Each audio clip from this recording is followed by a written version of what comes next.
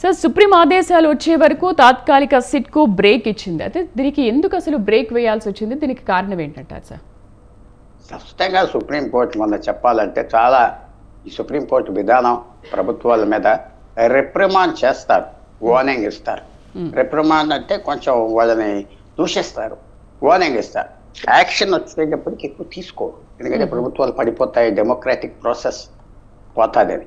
ఒకవేళ supreme court warning నుంచి stricture pass చేస్తే, స్ట్రక్చర్ అంటే కఠిన చర్యలు అన్నారంటే, గవర్నమెంట్ కాన్స్టిట్యూషన్కి వ్యతిరేకంగా చేసిన గవర్నమెంట్ ముఖ్యమంత్రి ఎవరు ఉన్నా రిజైన్ చేయాలి, ఆ మంత్రి రిజైన్ చేయాలి.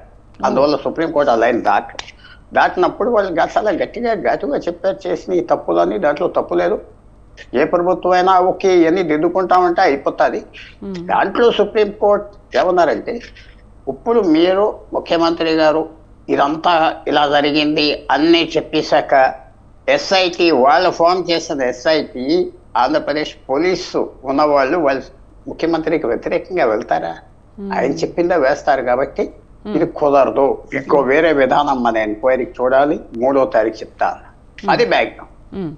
ఎప్పుడైతే ముఖ్యమంత్రి గారు ఆయన అభిప్రాయం, గవర్నమెంట్లో మిగతా వాళ్ళు కూడా వాళ్ళ అభిప్రాయం చెప్పారో, ఇంకా ఎస్ఐటి అనేది ఆ పోలీసు డిఐజీలు, ఏడీజీలు, వాళ్ళు డీజీపీలు ఆ లైన్ ఫాలో అవుతారు కదా. సుప్రీంకోర్టు స్పష్టంగా చెప్పింది ఇది పని చేయదు, ఇంకో విధానం చూద్దాం. అది బ్యాక్గ్రౌండ్. తప్పదు. ఓకే, ఒక అంశం సుప్రీంకోర్టులో ఉండగా రాష్ట్ర ప్రభుత్వం సిట్ వేయొచ్చు అంటారా? ఆ అధికారాలు ఉంటాయా? ఇప్పుడు అంశం రాష్ట్ర ప్రభుత్వం వేయచ్చా అంటే, దానికి సుప్రీంకోర్టు డీల్ చేసే సబ్జెక్ట్తో సంబంధం లేకపోతే సిట్ వేయచ్చు. సుప్రీంకోర్టు డీల్ చేస్తుంది కదా, ఇంకా 3వ తారీఖు వరకు వాళ్ళు ఏమంటారో చూడాలి కదా. సిట్ కంటిన్యూ అవ్వాలా, ఇంకో రూపంలో రావాలా, ఇంకో ఏజెన్సీ కావాలా, ఇంకో ఏం చేయాలి మేము చెప్తాం 3వ తారీఖు అన్నారు. కాబట్టి ఇంకా డీజీపీ కరెక్ట్ స్టెప్ చేశాడు. ఆయన ముందరికి వెళ్ళి 2 రోజులు ముందరికి వెళ్ళి చేసేది ఏముండాలి? ముందరికి వెళ్తే నువ్వు ఎందుకు వెళ్ళావంటే సుప్రీంకోర్టు నువ్వు మార్చేయంటే, అందువల్ల ఆగటం మంచిది.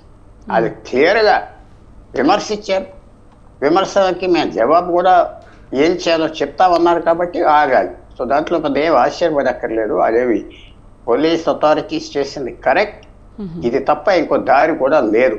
ఆగాలి 3వ తారీఖు మధ్యాహ్నం వరకు ఏమంటారు సుప్రీంకోర్టు. సరే, అసలు ఈ కల్తీ నెయ్యి లడ్డూ వ్యవహారం అనేది ఇంత భారీ ఎత్తున ఎందుకు వివాదాలమయం అయిపోతుంది, వివాదాలని చోటు చేసుకుంటుంది అంటారు? మంచిది కాదు, 15 రోజులు బట్టి సడన్ గా ఎక్స్ప్లోర్ చేశారు.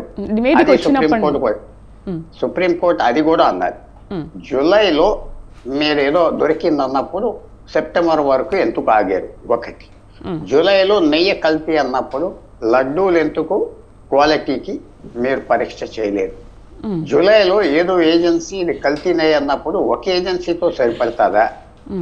ఒకే శాంపుల్ ఇస్తారా? ఒకే ఏజెన్సీకి ఇస్తారా? ఇది ఎంత ముఖ్యమైన విషయం. అనౌన్స్ ఎందుకు చేశారు? ఫుల్ రిపోర్ట్ రానప్పుడు రాలేదని మీరే అంటున్నారు కదా. తర్వాత టీటీడీ ఈఓ ఆయన ఉన్నాడు, కల్తీ నెయ్యి కరెక్టే కానీ ఈ నెయ్యి మాత్రం ఎప్పుడు లడ్డూల్లో వాడలేదు, లడ్డూలు ప్యూర్గా ఉన్నాయన్నాడు. సుప్రీంకోర్టు అదే అన్నది. నేను చెప్పే మాటలన్నీ సుప్రీంకోర్టు అన్నారు, జనం అందరూ విన్నారు. ఆ 2 పేజీలు 3 పేజీలు చదవరు కాబట్టి సుప్రీంకోర్టు అన్నారు, చాలా స్పష్టంగా ఎక్స్ప్లెయిన్ చేశారు. కొత్త దారి వస్తుంది 3వ తారీఖు. వాళ్ళు ఏ రకంగా చేస్తారు? స్టేట్ గవర్నమెంట్ నుంచి ఎంక్వైరీ తీసేస్తారా?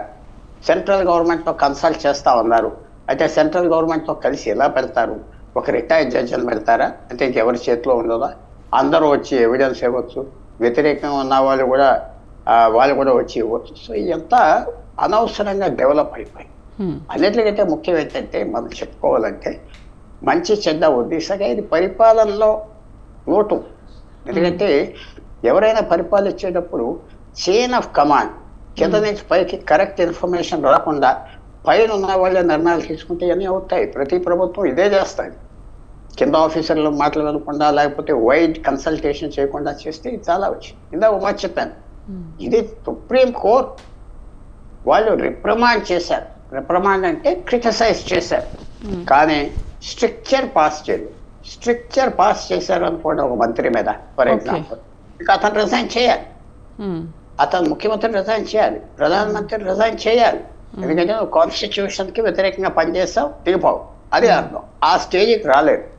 3వ తారీఖు ఎప్పుడెప్పుడు మన సుప్రీంకోర్టే కాదు ప్రపంచవ్యాప్తంగా ఎక్కడన్నా రోగు కోర్ట్స్ ఉన్నాయంటే ఒక చిన్న దేశాల్లో అతిగా వెళ్తారు, కానీ మిగతా సుప్రీం కోర్ట్స్ అన్ని ఒక్క లైన్ వరకు వచ్చి ఆగిపోతారు. ఎందుకంటే మొత్తం కూలిపోతారు సంస్థలు, ప్రభుత్వాలు. సో సుప్రీంకోర్టు ఇది కూడా అలా చేశారు, సివియర్ వార్నింగ్స్ ఇచ్చారు, వదిలిపెట్టేశారు. 3వ తారీఖు ఏం చేస్తారో కూడా చూడాలి.